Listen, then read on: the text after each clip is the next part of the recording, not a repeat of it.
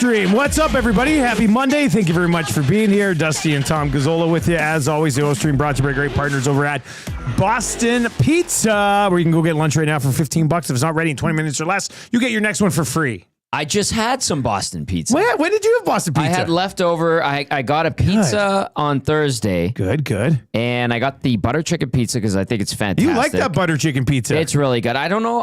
I'd have to ask Tony and Kurt if it's a seasonal type of thing, but I really like it. And I had some leftover, so I just brought it in today for a little snack. Man, I just don't think I could ever have a pizza at Boston Pizza that wasn't the Meteor Pizza. The Meteor Pizza. I enjoy it too much phenomenal.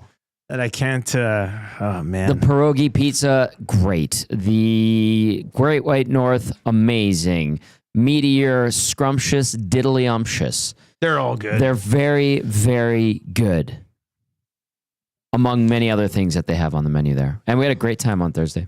Thursday looked like a really good time. It was. Even though that snowstorm hit and the conditions were crap, we had a great turnout. I saw VR Montenegro's chart. How good was that, eh? Said it changed his life. It was significant. By the way, way to go. Mine's real tight and thin today. His had it looked like an F1 track. Did it? On his face. That's it was how all impressive. over the place? Oh, no, but it had some movement to it, God, I love that. It had a chicane in there somewhere.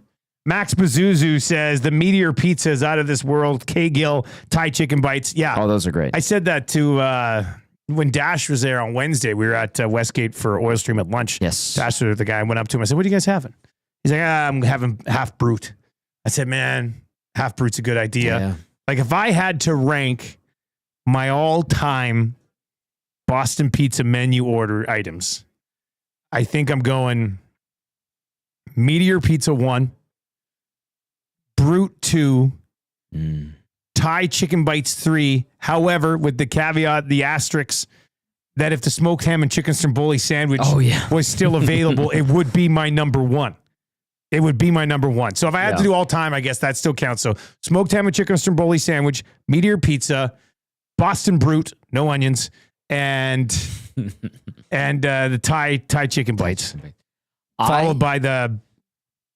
Oh, man, I don't know where I'd go next, but that's the top four. The BP Mount Rushmore. Okay. Since we're on the topic and we have a full hour here, lots to get to, obviously, but I think I start my Boston Pizza sojourn with maple barbecue boneless wings. Those are good too. I know. Faith, I ordered them. That's number one on your list?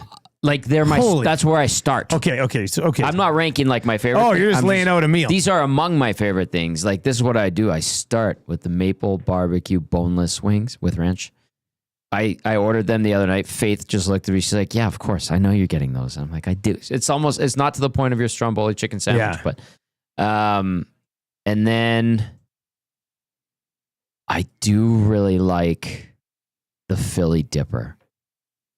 It is amazing. So you go that instead of a brute. Yeah, and the cactus cuts. And then my favorite pizza. Oh man, Meteor is right up there. I like the pan pizzas. What are the buffalo buffalo chicken one. Oh, the deep dish ones. The deep dish ones. Yeah, those are good. Actually, yeah. And then I like to do my own pastas on, make your own Pasta Tuesday. Remember they did Pasta Tuesday for all of, was it January? It was all of January, yes. I get penne with Italian sausage and rosé baked. Well, if you can't tell, we love Boston Pizza. Ah, it's so good. The Edmonton Oilers have signed a college player. No way. Damian Carfagna. Let's all learn about him together. 2-year entry-level contract. They've got a picture of him at Ohio State. He's a Buckeye. A picture of him at Ohio State signing his contract. Let's find out about Damian Carfagna. Or perhaps Carfagna. Oh, Carfagna. That's probably what it is. Hernandez is looking at shaking its head. Sorry. Carfagna. Damian Carfagna. All right, what's the deal with this guy? Okay, 5'11". Oh, I got him elite prospects 5'11". Well, Hockey DB has him at 6. Okay, how much does Hockey DB have him weighing? 185. Ooh. Okay, I hope that's more up to date because Elite Prospects has him at 5'11", $168. I think he's grown. Okay, so he's just got thicker. He's gotten thicker. He's an older. He's a big boy. Good. That's good. He's 22 years old. Yeah. You got him at 22. Yeah, absolutely. 28 points in 38 games so far this season. He is a defenseman. That's pretty good. 28 points in 38 games at Ohio State this year. 6 points in 34 games last year. Transferred from the University of New Hampshire before that, where he had 16 points. Played in the USHL, had 37 points one season. Mm-hmm. Well, he's a defenseman from college. Yes, he is. So that's, here's his scouting report on Elite Prospects. You want this? Lay it on me, brother. This is from the 2021 NHL Draft Guide, in which he did go undrafted. Yep. He did make the USHL third All-Star team one year. Defense is Carfagna's dimension, ensuring attackers have no room to breathe when he's on the ice. Non-stop scanning and on-the-hip positioning him allows to outright eliminate players. In transition, he keeps his gap tight, drives play to the perimeter, then swings across and gets the breakup. I don't think I've ever heard a descriptor of non-stop scanning. Non-stop scanning. I think you would say head on a swivel. Ah. Yeah. Thank you for the translation. Right? I think, is that not what it is? In hockey terms, yeah. Right? Yeah, that's what that is. Cool. That's good. They need to restock the shelves. Well, that's what this is, right? This would be a guy that you think could play in the American Hockey League at some point. Yep. All right, so the Oilers sign Carfagna. Damian Carfagna. Or what did I say? Carfagna. No, Carfagna. Carfagna. Carfagna, but it's Damian, probably Carfagna. Yeah, Carfagna. Right there. 2-year entry-level contract starting next season. Hey, Stoff, that's one. Attaboy. That's one. You go get him. All right, who's next? Cupboard's about to be restocked. Yeah. I love it. I'm very, very happy with that. Nanso, first chance to get Hernan on the air here. Hernan, great job cleaning this place. It is quite good. Well, I mean, how long did it take you to tidy this up, dust it? Looked like you vacuumed. How long did it take? Well, I came in before pregame. I went room by room. Yeah, that makes sense. A lot of dusting. Yeah. That's more important than you do all the dusting, you wipe everything down, then you a quick vacuum after, yeah. Yeah, it was, I actually enjoyed it. Had some tunes on. Did you have some tunes? What were you listening to? What were you listening to while you're cleaning? A little bit of everything. Really? Some hip hop. Oh, man. Some Spanish music. Oh. I was dancing with the vacuum a bit. Doing a little salsa. Yeah. Yeah, that's good. Yeah, it was my pleasure though, boys. Yeah. Great work. Well, yeah. That's fantastic. Yeah, I think you set the standard pretty high for Glue Guy. Glue Guy's in charge of the April office cleaning. He's a details guy. You know what? I have a lot of faith in all of us. Yeah. To clean the office, yeah. Honestly. Good to have a Carfagna in tow and another Paisan. Not since Joey LaLeggia have we had a blue liner in the pipeline. A Paisan. That's a Paisan. Who will we play with? Bush? Once Ekholm retires. Yeah, well, are those questions coming in yet? Is he a lefty or a righty? I didn't lefty. Look. He's a lefty. Yeah. Can he defend off the rush? Yeah, but nobody here can defend off the rush. Don't worry about it. Actually, it does say he keeps his gap tight, drives plays to the perimeter, then swings across and gets the break. Well, if he's always scanning, then I can appreciate this guy always scans, keeping a tight gap. He's always scanning. He's always scanning. That's great, though. They really do need to restock the shelves, and who knows, with college guys, sometimes they end up kind of surprising you, and you're like, oh, look at what we found. So, all right, so you can spend your evening tonight YouTubing Carfagna highlights. Carfagna. And now, are we saying it right? Because well, I mean, it's better than Carfagna, which I said. It's got to be Carfagna or Carfanchna. No. Or maybe I was right. Imagine if I was right and it is Carfagna. No, it can't be. He's from New Jersey, isn't he? Jersey. That's why he's a Paisan. Boy. Yeah, Paisans come from New Jersey, right?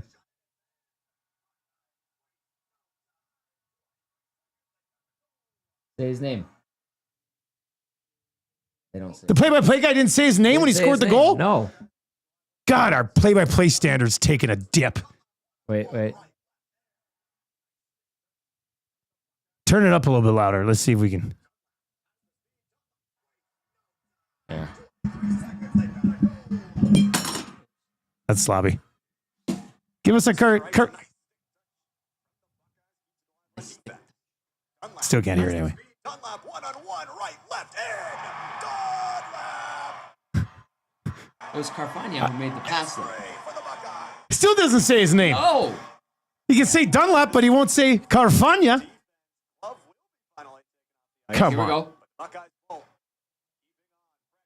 Diving towards the net, left and right in front. No name. Nothing. That was a strong. Refuses to say his name. That's frustrating. That's frustrating. Say his name, damn it. Anyway, Whatever. I tried. It'll be Carfagna until we hear otherwise. Pretty sure it's Damien Carfagna. Hey, if one Paisan's going to know about another Paisan, it would be the Paisan, right? Thank you. Yes. I think that's probably how it works. Welcome, Paisan. All right, the Edmonton Oilers. We're gonna hear what Knobloch said. We'll play that in a little bit later on about like just a straight up injury update Thorough from yesterday. Update. So we'll get to that. Appreciated. How was post game on Saturday? Good. It was fun. It was good. There's still some doubt. You still this team. You know, I'm sure you guys saw it on the morning show. I mean, if they didn't have Leon, they'd probably lose that hockey game. Yeah, probably because they were chasing it most of the game. But it's oh boy, you know, you get a lot of the sentiment. I'm encapsulating it here. You know, the guys, I'm worried about this. Don't like this. This isn't working. If we don't have so and so, and this guy's not ready, this is going to be a short playoff run. You know, like Shaggy in St. Albert. Shaggy is very impassioned, but and he's demanding of this team. And we know that going, he would always say, put up or shut up with his long text last year in the postseason. And for the most part, they put up. Now Shaggy has taken a turn for the negative. Yeah, Shaggy was a football meltdown the other day. I read Shaggy's breakdown of the win, and I put it to Hernan and Cass, and Hernan just said, I'm done with it. He's like, stop. I saw that. I was watching that. Yeah, Hernan wasn't having it. So, but Shaggy's tone encapsulates as well some of the other fans' perspective on the team right now. I am being positive about this. I think that the rest and all of this is good. I said it on the Hangout. Ultimately, I feel like they are taking the lesson from last year, making sure these guys are rested up. They're pretty understanding of their situation. Did they get home ice? It's not locked up. They could still get it. Will they get it? Maybe not. It'll come down to 2 games against the Kings. If either team sweeps that, they're in a pretty good spot. Yeah, exactly. So it's possible, right? But if the goal and the idea is to be or close to 100% by the playoffs rather than hope and like be worn out going into round one, and they think that this will give them the edge for a long Stanley Cup potential run, then okay, I get it. But if it blows up in their face, yikes. And it could, but I don't think it will. 780-218-9999. Your thoughts on Saturday night. Look, I will say this. Leon Draisaitl has had an absolutely phenomenal season. I mean, at this point, I'm not sure I should be surprised with anything that he does. No. I know Reed was on your show on Saturday after, spoke very highly of him, even talking with Reed over in the bullpen earlier today. Reed Wilkins will be up from 3 to 6 today. He's got some nice things to say about Leon Draisaitl as well. But I was still surprised with how good he looked coming off, being banged up a little bit. I mean, sets up the 1 goal, ties it, wicked shot, wins it, wicked shot, 8 shots on goal. When he was on the ice, they were leaps and bounds the better team. When he was off the ice, they did not look anything remotely close to being the better team. Like in a year in which that dude has wowed me a number of times, coming back from injury and doing what he did against the Flames might have been the biggest wowing just yet. Monster. That's how good he was. That's why I said on Friday's show, I said, I think he'll play. And it was just my knowledge of him. I didn't have to go and bug the coaching staff or anybody. I just said, I think he's going to play because you saw what happened last Wednesday and Thursday. They needed a spark. he had already had, close to a week off. He'd been skating a bit. Yeah, he was itching to play. And so good for him, man. He has, and we know this already, he is a superstar. He will be a Hall of Famer. He just needs to add that Stanley Cup. But that's what you get from a guy like that in his prime. Puts the team on his shoulders, and away they go and get that one. Although there were some other great plays. Like I thought Calvin Pickard had a really I was going to say, game. I knew you were going to go Pickard. Yeah. Who else? Anybody else really stand out to you? I thought Draisaitl and Pickard were by far their best two players. Yeah, Amberson had his struggles. Nurse was okay. Yeah, I like Nurse's game. Yeah. Bouchard, slightly physical. I like it. He threw when a called punch. a pound. He did, didn't he? Very good. Yeah. He did not take I'm that not sure he Mackenzie knew his Weegar arms crap. could go like this. Oh, but that was good. yeah. It's just like, I can throw punches too. Yes, good job. Well done, sir. Stick up for yourself. Perry, the penalty. Perry backed up, put his money where his mouth is. Remember he was saying after the game, he's like, that's on me. I missed it. When Perry was looking for dude to do something when something like that happened. He did something. Now it cost them 2 minutes, but the PK was solid the other night. And you know what? I appreciate that. You know what was a wily, I don't know if anybody caught this or everybody caught it, but Perry was pulled away from the scrum. The linesman had him and was holding his stick. He dropped the stick. And he went. I was like, son of a bitch. That's a guy who's been in the odd scrum in his day. That's the worm right probably, there. That's what safe to say. Full money's worth there. All right, 780-218-9999. 780-218-9999 is where you can chime in. They head out on a 4-game road trip. But you have athletic access, right? Yep. It was, what would you like? Those goalie rankings. Isn't one of the guys? I was curious about where Skinner ranked among. We'll get to those for the headlines. NHL goalie rankings? Yeah. I'll find them. We're going to play Knobloch. So they're going to head out on this road trip. Zach, can you bring it up? It's somewhere in there. They're going to head out on this road trip right away. And yesterday, Knobloch spoke with the media and basically just gave, where is it? No, it's, if you go down to where we have like the main shot there, Zach, on the left. Okay. And there, it's right there. Yeah. And you can turn us off. He basically gave sort of an injury update on everybody who's not available right now. So let's go to this, the latest from Knobloch yesterday on this group and how banged up they are and when we might see some of these guys. Not now. How this injury's evolved, is it getting better? How do you guys kind of see the injury evolve? Like, do you have an early timeline, or is it kind of expanding? I guess we know a ballpark when it's going to be, and it's not going to be the next game or two, and it's definitely, we feel it should be before the regular season ends. So we're looking at 1, 2, and at the most 3, because that's what we have left of our season. But he'll be, like I said, before the regular season is over. Is there no rush to get him back, considering you guys are hoping to go on a long fast on and the rest might be in jail? No, I don't think there's that. I think the most important thing is that he is healthy and 100% for the playoffs. But to say that the regular season's not that important and we're not playing for anything, we're just putting in time, I think is a little far-fetched. We're not in that position. So when he is healthy, we want him joining, we want him playing, but we're not going to push something that might get worse. Do you expect Stuart Skinner and Matthias Ekholm to stop? They will not be joining us initially. They might join us later in the trip. So you anticipate that Rodrigue might actually go down? We don't play any back-to-backs, so it's not that we're in a position that he has to or that makes it difficult. And there's likelihood that he might. I don't know. We haven't decided that yet. It's been, like, for everybody outside the team, it's been sort of confusing, right? He was hurt before 4 Nations. He was hurt at 4 Nations. He's been hurt since he got back. We don't even know what the injury is. We don't know how long it's going to last.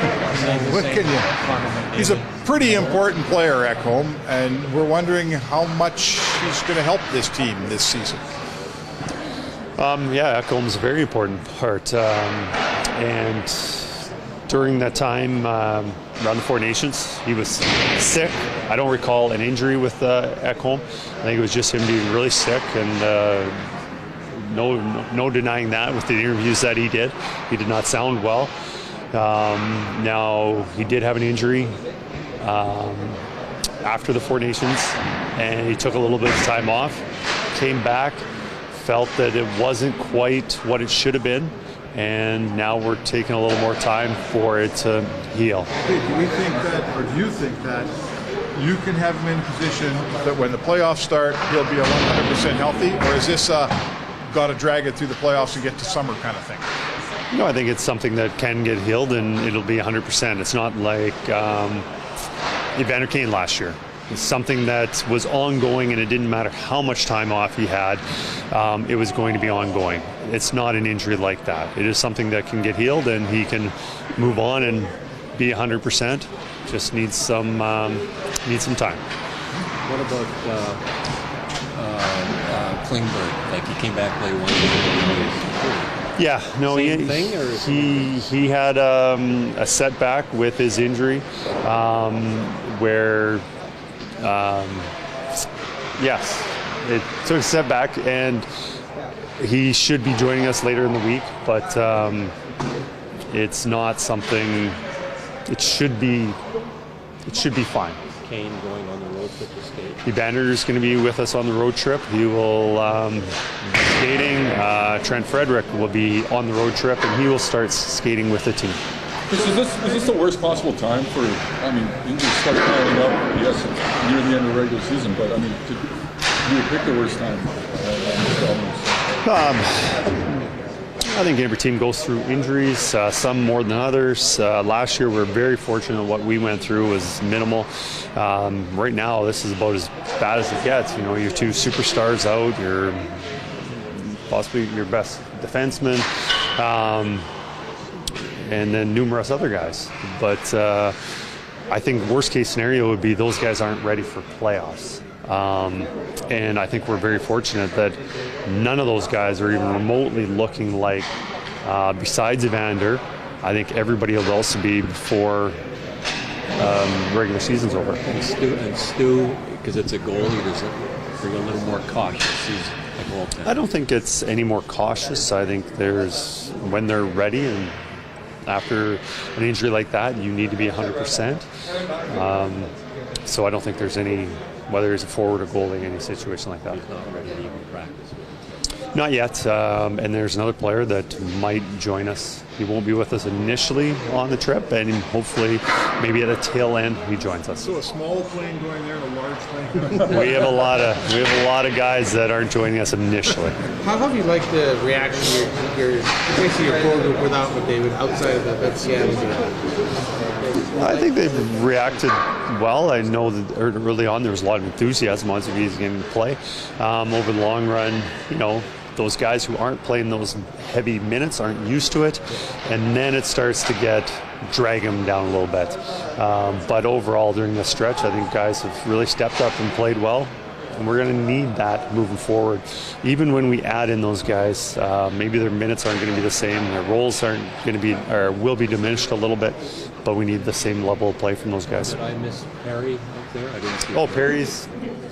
Mary had a setback again. He had a setback. Well, yesterday he was sick, and just the fact that he's still sick, he wasn't on the ice, but we expect him to be on the road. All right, there you go. That's Knobloch on everybody that's banged up right now. I mean, is there anything you took away from that? A bunch of guys could join them at some point on the trip. That's great. What I take away from that is they're going to have to work their bags off on Tuesday night against Vegas. Or Leon's just going to have to be a Hercules. Hercules. That's what you might need. They're going to have to work their bags off with the boost of Leon as well.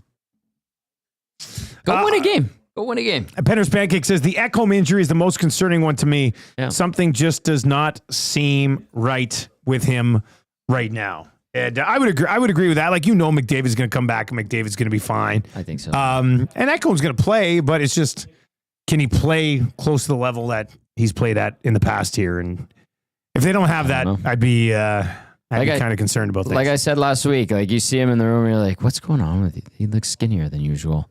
But maybe he just lost weight from being sick and being worn down, and he's not a young man anymore, you know? So we'll see. K-Gill over in the Nasty Chat says, guys, here's my guess on the player the Oilers will sign out of Europe. Stauffer said high profile and who will be able to play in the NHL. Vitaly Kravtsov. Okay. Remember Kravtsov? No. He was top 10. Was he top 10 pick? Close, I think. I'll reiterate what I said on Friday. Whoever they bring in will likely be like all the other Europeans they brought in that didn't do anything and flamed out. Kravtsov was the 9th overall pick in 2018 by the New York Rangers. Got sent to the Canucks in a deal for William Lockwood and a 7th. And having a big year this year in the KHL. He's got 58 points in 66 games. That's awesome. It's an interesting guess from K-Gill. Cool. Yeah, K-Gill's probably right. I don't know. 6 goals, 12 points in 64 games across 2 seasons with the Rangers and the Canucks. Who knows? Who knows? But I like the guesses. It's fun to guess. Adding high-end European players from European leagues who've either flamed out or never had a chance in the NHL, 9 times out of 10 does not work out. They tried this. Other teams have tried it. It doesn't work out. It's worked out the odd time for teams, but yes, very, very.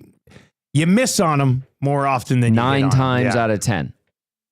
So it's and like it's fun to speculate, but it just doesn't work out. What you need when you retool this team next year is good NHL players that are an improvement over the decent ones you have on your roster right now. Younger, faster, skilled. KB NHL players, not KHL, not SHL, not Finnish Elite League, not Czech players. NHL players. If you want to win a Stanley Cup next year. KB says, did you forget about Timo Hartikainen? Yeah, Tommy? I did. How dare I? I feel shame. 780-218-9999. 780-218-9999. Pat in the county says, Yager Jet Watch, boys. Bring him over finally. I think that's... Let's make it happen. I think that's good. RCN says, Perry was in Fort Sask watching his kid play yesterday. He lives there. His kid plays lacrosse somewhere too. Yeah. Hampton Steve says, Bouchard didn't immediately tap out in that scrum. That was awesome. So that's progress. Yes, agreed. Andrew, the accountant, texts in and says, as Ken Holland said, just get to the dance. This team should only be judged by their playoff performance. If they're fully healthy going in, I think this team can compete with the best despite their holes. They have experience and the drive to go all the way. That's a good text. Andrew, the accountant, a very positive man. That's a good text. I agree with that. I like that, yeah. Also, can I quote Ken Holland? Sure, yeah, I'd love that. It's hard. It's hard. It's hard. It's a party machine when you win that thing. I love that song. It's a party machine. When I hear it and you guys fire, I'm like, oh, here it is. Yes. I mean, that's a pretty good tune for sure. God, Ken Holland. He was a clip machine, that guy. Oh, yeah. Those are always fun. The real Slim Davey says Maxim Berezkin likely to sign this offseason. His KHL deal is up this year and is the second highest scoring player on a good Yaroslavl team at only 22. I mean, that's when you look at guys there. That one I kind of separated from what Stoff was saying because he's their own property right now, right? Like, get him signed, bring him to the American League. That's different than going out and signing free agents over in Europe. What's the name of the guy that came over 3-4 years ago? Big Russian. He was like this sniper. Everybody was like, the big guy? Yeah, and he sucked. He was slow. Zachdikov, do you know? Or you pulled in the mic like you had a guess. I watched him at practice. I'm like, that guy doesn't really skate that good. Did he play much? A couple of preseason games, and people were like, uh-oh. Zykov? No. Yeah, maybe it was. Well, Zykov. He didn't come over though. They got him from somewhere else in the NHL. Valentin Zykov. No, not Zykov. He was in the NHL already. Yeah, he was in the NHL. And he bounced around. Yeah, because he was in Carolina. He was in Vegas. He was in This Edmonton. guy only played preseason games? LA. This guy only played preseason games. How do you tell? Who do you? He's a left shot guy, big guy. They're talking about his like one-timers. I'm like, okay, let's watch this guy. Lasted like a week and a half there. And then he went back home. Who was it? 780-218-9999. 780-218-9999. I know what you're talking about. I don't know who you're talking about, but how long ago was that? 4 or 5 years ago. It was the Mikko Koskinen era. I like Canadian Minion over in the chat says, Yakubov? Who was it? Would Reed remember? Reed's got a good memory about these things. Yeah. Wilkins. Where are you? Okay, tell him the question, Tommy. Who was the big Russian that the Oilers signed and brought over on a tryout, and he was like a big sniper, and everyone's like, "Oh, this and he guy's hit training camp, and then like and nothing." He lasted like 2. No, not Yakimov. No, not Yakimov. It wasn't one of their guys. It was like a guy they brought over. Bykov? Who? Valentin. Well, they had Zykov. Yeah, I think you're thinking of Zykov. He was already in the NHL. Are we making up a guy? Nope. Like, we're 100% not making up a guy. I feel like our brains are just like Yeah. Anton Belov. No, not Anton Belov. I used to sit by Anton Belov on the charter. I like TV camera guy says Polyarovsky. No, it's not him. No. Maybe we're making a guy up. No, we're not. He didn't play regular season games though, Tommy. You're saying no, not one. So they signed him. They brought him over. He was around for the preseason. Yeah, and he played like 2 games. Yep. This was like Double A says Nikita Yaseyev. No, not that guy. Shiplikov. Krushelnevsky. No. People not just Mike. Guessing names now. Oh God, I can't remember this guy. Yeah. Adam Zeal says Jeff Skinnerovsky. Yeah. No, this guy was like 6'4". Big Russian guy. Maybe it would have been Kenny that brought him in. No, I think it might have been at the end of the. Bertastov. Was it Bertastov? Yeah, that guy. Well, there's a reason why. Hernan Salas. Hernan Salas comes through. There he is in Oilers camp. Who couldn't remember Anton Bertastov? How dare I, having gone through 17 Tommy, that's pretty. camps. It's pretty disappointing. Yeah, I'm bad. Let's look up Anton Bertastov on Hernan. How did you get it, buddy? That's pretty impressive. Oh, he found it on Google. Big Russian winger Oilers training camp. He's the only one they've ever had in training camp. On September 19th, or September 2019, Bertastov accepted the North American PTO with the Oilers on the 28th, 10 days later. Despite leaving a positive impression, Bertastov was released from his trial, returning to Russia. Bertastov agreed to a 1-year contract with his former club, SKA St. Petersburg. Can I describe his training camp? Sure. Slow and shitty. Really? Because it said, despite leaving a positive impression. Yeah, okay. I mean, if it was positive, the real training camp positive impression was the little Russian. Oh, Kachev. Kachev. He was a fun little thing. Yeah.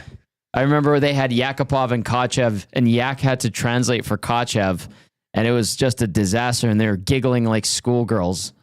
And we're like, I'm like, Yak, what are you talking? I went to Yak after. I'm like, what? Why were you laughing? He's like, must have been mocking the media. He was just like, no, he was saying funny things, but I didn't know the words for them. Like, you're full of crap. He's like, no, for real, for real. Yeah, those guys were fun. All right, so Anton Bertastov. We got it. People were like, can he be Connor's winger? Can he be that guy? No. The answer was no. God, I love everything about it. If you're watching over on YouTube, hammer the thumbs up for us. Let's get into your Popeyes spicy headlines. Zach, do you mind throwing up the Popeyes there for us? That'd be terrific.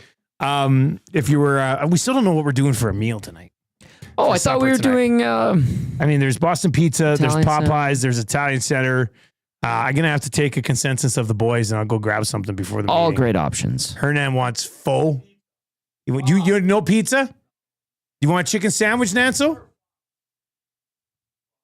Pho? Chicken sandwich? No. I think I have some, to be honest with you boys, I think I got some Popeyes GCs kicking around Let's somewhere. go. I love Popeyes. Probably you know what who I'll end up loves having. Popeyes? Reed is Wilkins. Reed Wilkins. If we had to rank people in this office that love Popeyes, Reed would be number one. I'm somewhere in the top 3 or 4 without I would knowing say everybody so. else's love. What's that? Chicken pizza. You want chicken. We want chicken. We want chicken sandwiches. We want nugs. We want it all. Yeah, And you know what?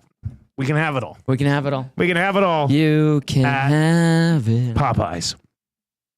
Guys, remember when Ty Ratty was that guy? Like, there's always that one guy for a long stretch. There was like, is this the guy? Mm-hmm. Perlini. Like, there were so many of those guys. Anton Lander. Brian Strome.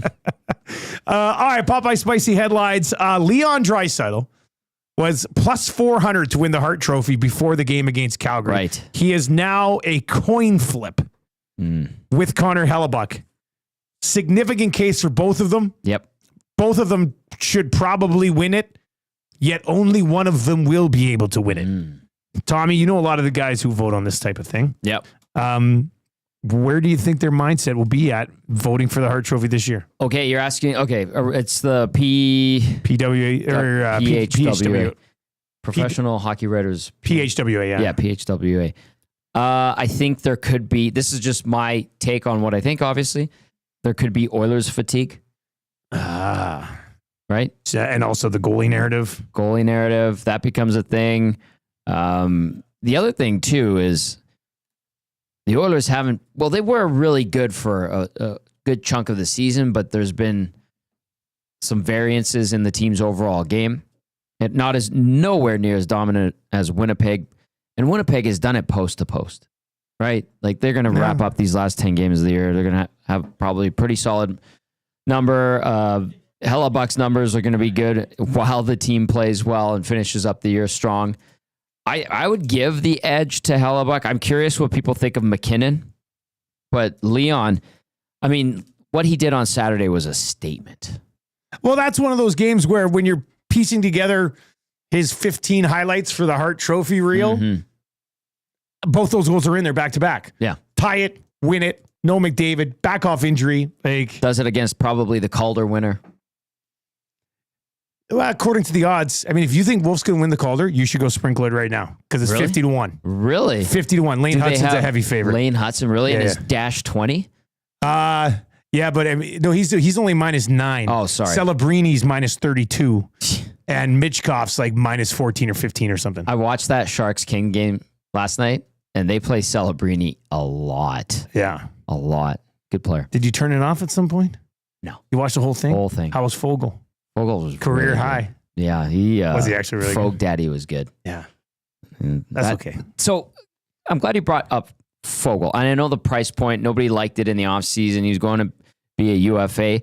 But when I talk about you need to restock your lineup with good NHL players, Fogle's an example. I would take a Fogle, this is a hypothetical example, over whoever is the second leading scorer in the KHL right now every single day of the week. You got to go find good NHL players, not obscure European guys who've never done it in the NHL. I just want to make that point.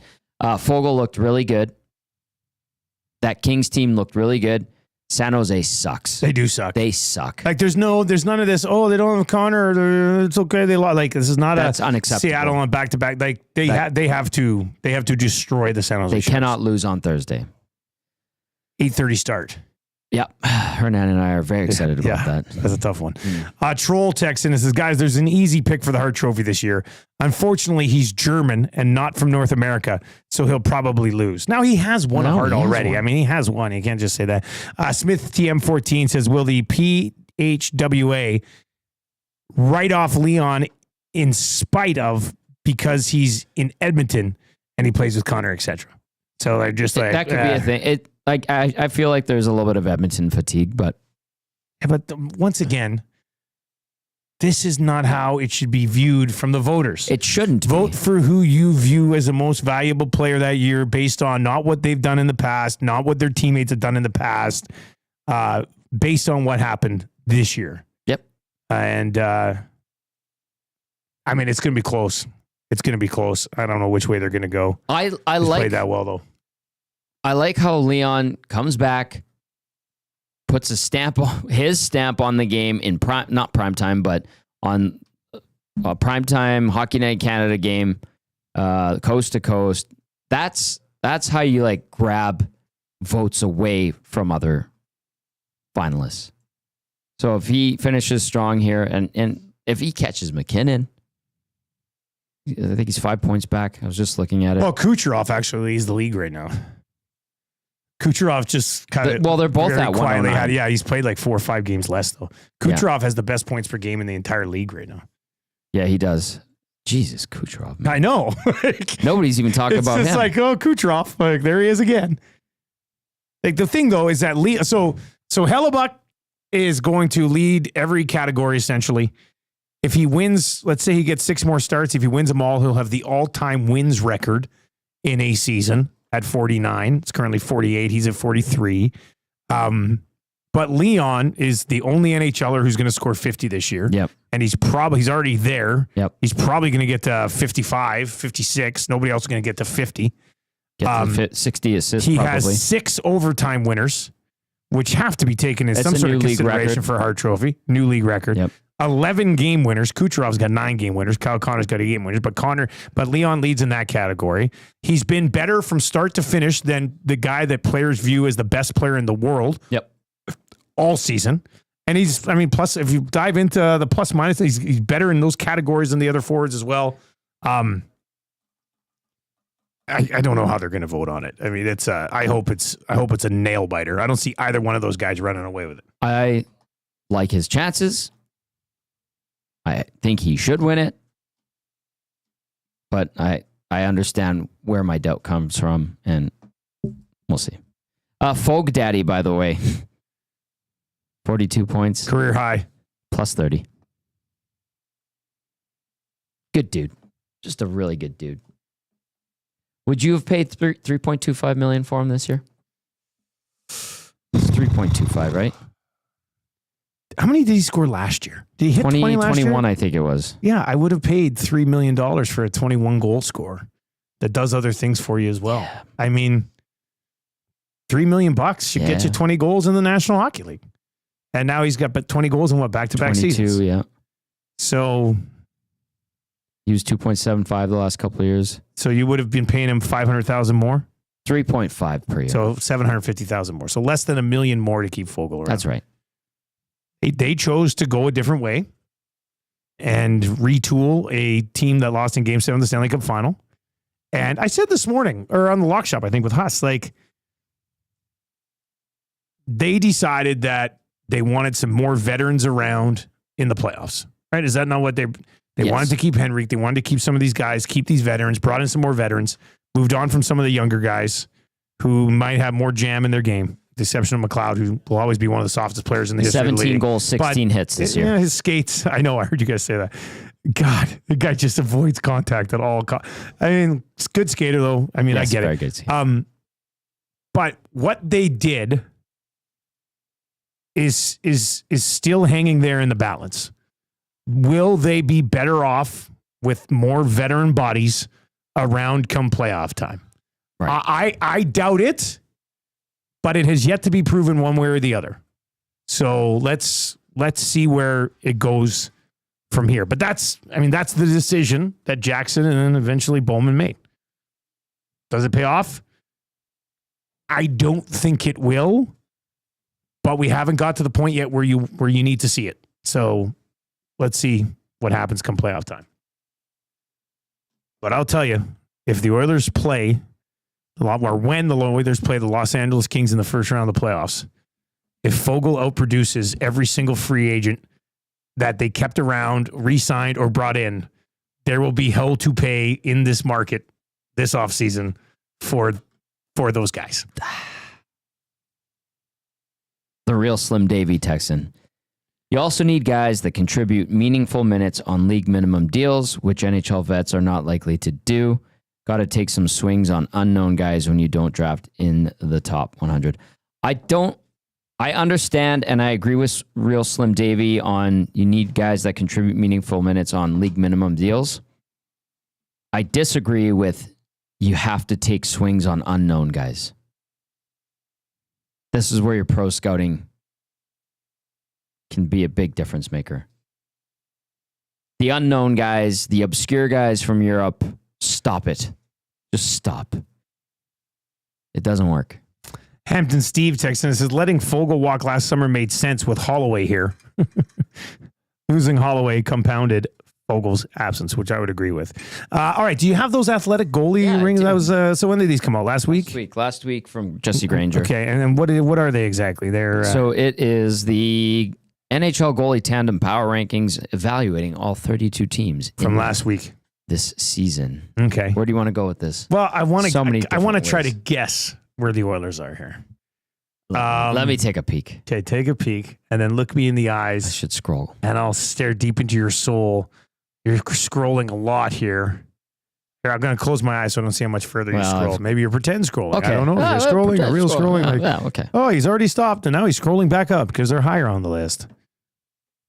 Are you watching? No, I wasn't. Okay. I actually like games like this. Okay. So this is goaltending tandems ranked. Yeah. 26th. Very close. 27th? Yes. Damn it. Was that close? Yes. Well done. So who are the tandems that are behind them? And let's find out how many of those are in the playoffs. 28. Detroit Red Wings. Not in the playoffs. Cam Talbot and Alex Lyon. 29. San Jose Sharks. Alexander Georgiev and Yaroslav Askarov. Neither one played last night. Not in the playoffs. Columbus Blue Jackets. Merzlikins and Tarasov. 30th. Hanging around, fighting, but likely not in the playoffs. 31st. Pittsburgh. Nedeljkovic and Not Jari. in the playoffs. 32nd. Philly. Urson and Fedotov. Or Erson. I like to say Erson. Erson. Okay, so let's go above the Oilers. When do we see another playoff team on this list? Well, I'll give you a hint. Okay. People really wanted the Oilers to trade for this guy, thinking he could Anaheim. lift them. Nope. Oh, Anaheim's next. Very close, though. What? They wanted this guy. They thought there was some Montreal Canadiens. No, there are people actually linking the Oilers to this team and this guy. And I said, how the hell do you think they're going to pull off a trade with that team after what happened in the summer? Oh, Binnington. Yeah. He's that low on the list? Yeah. Him and Hoffer are 26th. Okay. And they're red hot and going to the playoffs. Yeah. And this article was from last week. Okay. Yeah. 25th. You want to take a swing?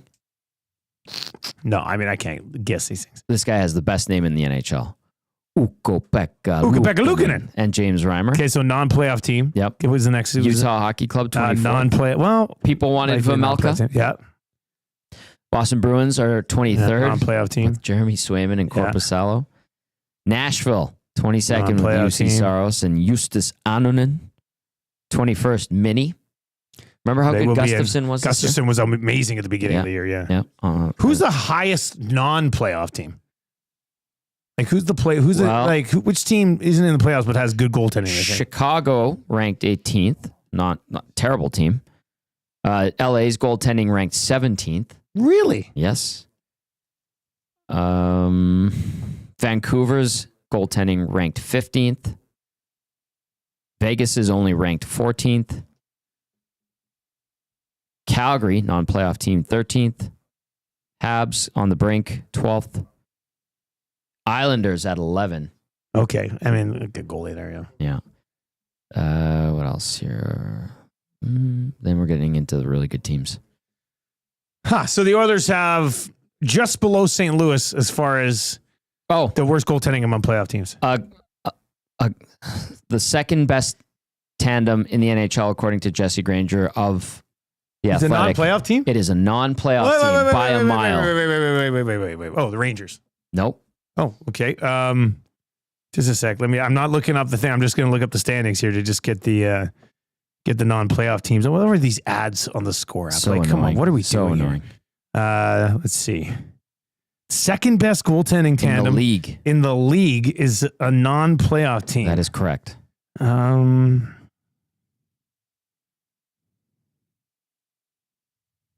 What? What? Rangers are third, by the way. The Rangers are third. Yep. So You already said this, the goalie and the team. Or you said the goalie while we were going through this. John Gibson? Yeah. What? Second best tandem, according to the Athletics, Jesse Granger, Anaheim Ducks. Really? Really. Okay. Lucas, Well, that's Lucas Dostal and John Gibson. That's something I was not expecting. And Jesse's like a big goalie guy. I think he Is plays he? roller hockey goalie. He loves the minutia of the game. He could probably tell you Joaquin Gage's 94-95 Cape Breton Oilers stats. Dostal and Gibson, the second best pairing in the entire National Hockey League. Yep. Wow. Jets All right. number Well, that's something to think about, eh? Yeah, I know. All right. 780-218-9999. 780-218-9999. Troll is in. Flames have good goaltending. I mean, Dustin Wolf's a pretty damn good goalie. Yeah. Darcy Kemper. What did you say? The Kings were like 18th or something? 17th, I think it was. Kemper's got a .919 save percentage this year. He's 25-10-7. Riddick's like a 500 guy though. 17th. 890, yeah, I guess. Oh, Jesse used goals or GSAX. Tommy, let me ask you a question. Who do you think leads the Los Angeles Kings in plus minus this season? Ooh. Byfield. No. This guy's 16 points better than Byfield. And Byfield's plus 14. Trevor Moore? No, he's only plus 12. This guy is plus 30. That's Fogle. Fogle. Yeah, I know. I said that Oh, earlier. yeah, okay. Yeah. Well, why did you take so long to guess it then? Because I thought you were talking about someone else because I said Fogle earlier. Yeah, Fogel's plus 30. Yeah, I know. He's 11th in the NHL. What a season. Good for him, man. Daddy, he was a scratch in the playoffs last year. Yeah, he's got 3 more goals than Byfield. 4 less points. Good for him. Fogle was a guy you wanted to see have some success. Eh? Like, Great guy. Yeah, that was Awesome guy. Yeah, He'd be like, I'd be in the room and I'd look at him. He's like, "What's up, Tom?" I'm like, "You got time for an interview?" All the time. I was like, but we would talk about other stuff. We would always talk about other stuff. Just a really good dude. And then it'd be like, all right, let's talk about the game. Smithy the Welder over in the chat says 27th, and everyone thought they shouldn't upgrade goaltending. Penner's Pancake says, to be fair, 95% of fans saw Arvidsson as an upgrade on Fogle. Broberg was too much. McLeod was too soft. The only real glaring mistakes in hindsight was Holloway. Yeah. But what did we say? Fogle had 21 last year? Yep.